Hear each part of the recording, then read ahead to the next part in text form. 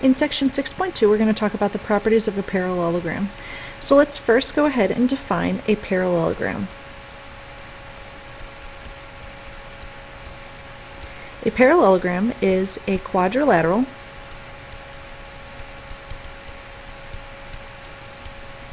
with both pairs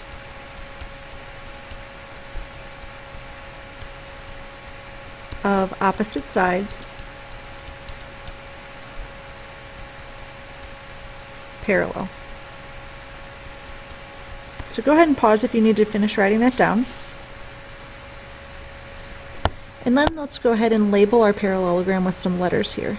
So if this is A, B, C, and D, because both pairs of opposite sides are parallel, we can say that segment BC is parallel to segment AD, and we can mark that in the figure with an arrow on each of those segments. And we can also say that segment AB is parallel to segment CD. We will also mark those parallel with arrows. We're going to use 2 arrows on each of those instead of just 1 because they're parallel to each other and not parallel to the other pair. So pause if you need to. Now let's talk about the properties of a parallelogram. So yes, we know that both pairs of opposite sides are parallel, but guess what? Both pairs of opposite sides are also congruent.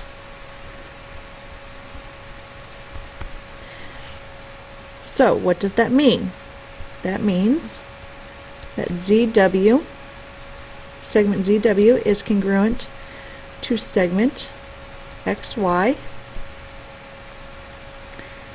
and segment ZY is congruent to segment XW.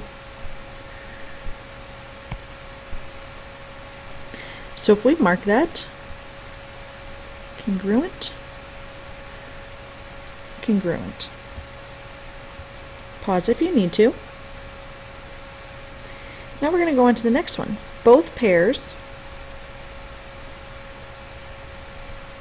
of opposite angles are also congruent.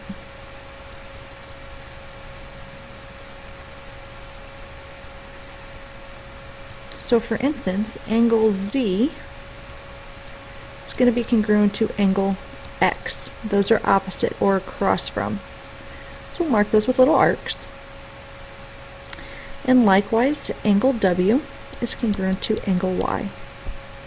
We'll mark those with 2 arcs to differentiate from Z and X. Pause if you need to. Next, all pairs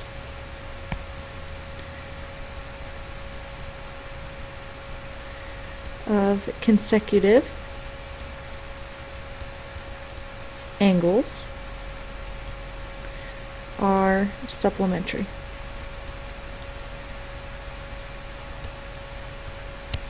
Now why is that? Because you have parallel lines cut by a transversal. So check it out. These 2 angles are same side interior. So they are supplementary. So the measure of angle Z plus the measure of angle W equals 180. Y and X are also same side interior, so they are supplementary. Measure of angle Y plus measure of angle X equals 180. And then we know that both pairs of opposite sides are parallel, so Z and Y are also same side interior, so the measure of angle Z plus the measure of angle Y equals 180. And the measure of angle W plus the measure of angle X equals 180. So consecutive means in a row as opposed to across from. So what you're really looking here is same side interior.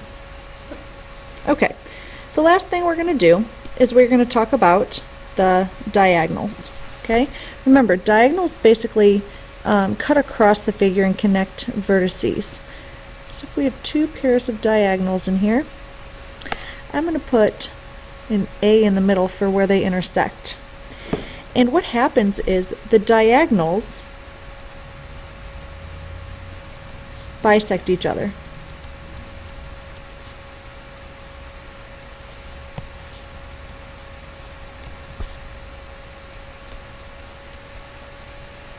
That means that they cut each other in half and make two congruent pieces.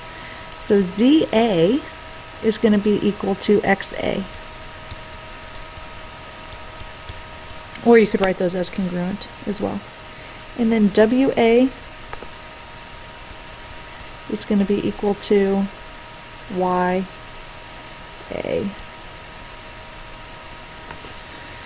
So their measures are equal because they're congruent.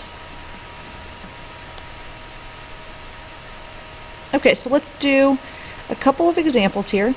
Example number 1, find the missing side lengths. Well, because it's a parallelogram, we know that opposite sides are congruent. We know it's a parallelogram because of the two pairs of arrows here. So if opposite sides are congruent, that means that AB is 9 and AD is 8, because opposite means across from. Example number 2. Find the missing angle measures in the parallelogram. Okay, well we first know that opposite angles are congruent. So what angle is also 105? The one across from it. So this is also 105. Then we look for same side interior. B and C are same side interior, so that means that they would have to add up to 180. So if we did 180 minus 105, we would see that we have 75 for angle C. We also know that opposite angles are congruent, so we can put 75 in angle A as well.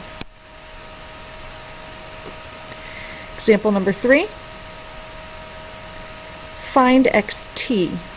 Okay, well, because this is a parallelogram, we know that the diagonals bisect each other or cut in half. So this segment is congruent to this segment.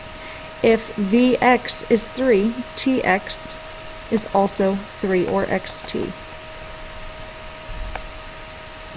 Then it says, find UX and WX if UW is 18. So now this one's working backwards. This is saying that UW, this entire diagonal, is 18. That means that this has to be 9 and this has to be 9 because it got cut in half.